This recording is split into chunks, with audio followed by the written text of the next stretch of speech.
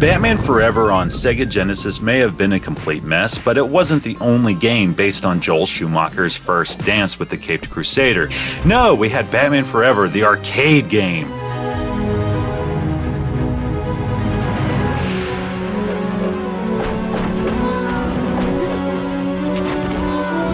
Unlike the Genesis game, this arcade port isn't suffering from an identity crisis. It's a side-scrolling beat-em-up with big, brash visuals and sound, much like the movie. No puzzles or platforming bullshit here. This is a wildly chaotic exercise in button mashing. Believe it or not, the arcade game was developed using the STV, or Sega Titan Video Game System. The Titan was built around the Saturn's architecture, making ports like Die Hard Arcade, Virtua Fighter Remix, and Batman Forever almost flawless. Like Die Hard Arcade, this is a pricey title in the Saturn's reasonably extensive library, thanks mostly to the license. Jesus, disc-only copies, be it on Saturn or PlayStation, will run you anywhere from $35 to $50. God damn!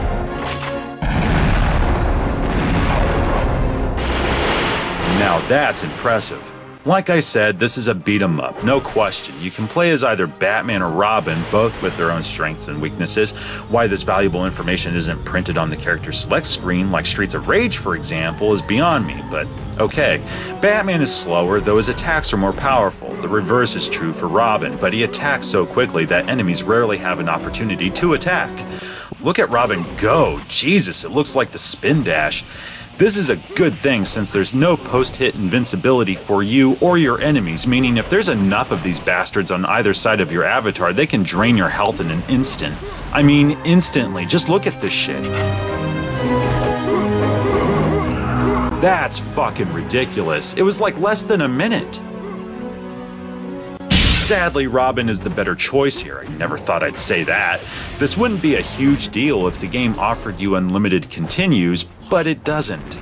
No, you're given only 9 continues with 3 lives per turn. You may think that's more than enough, though you're sorely mistaken. Look at how many thugs, thieves, and hookers you have to cripple at any given time. It's pure insanity. It's just so frenetic. This bitch does not let up. Get this, it's on easy. I typically start every game on the easiest settings so I can get acquainted with the controls and figure out the play mechanics without the added level of frustration. Batman Forever said, nuh-uh, if the bat wants to play, we'll play. The game may be relentlessly difficult, though it's still enjoyable. You're given a wide array of weapons like batarangs and grappling hooks. The grappling hook is my personal favorite. So cool. With every thug you bust, you're given a bat insignia. Collect enough of them and your hero of choice becomes God for like 5 seconds. Wow, if only he did that shit in the movie. You can interact with the environment like using the grappling hook to rip support beams out of the ceiling or throwing explosive barrels at unsuspecting criminals. Standard shit, though it is fun. Controls are hit and miss here. Really, very little skill is required.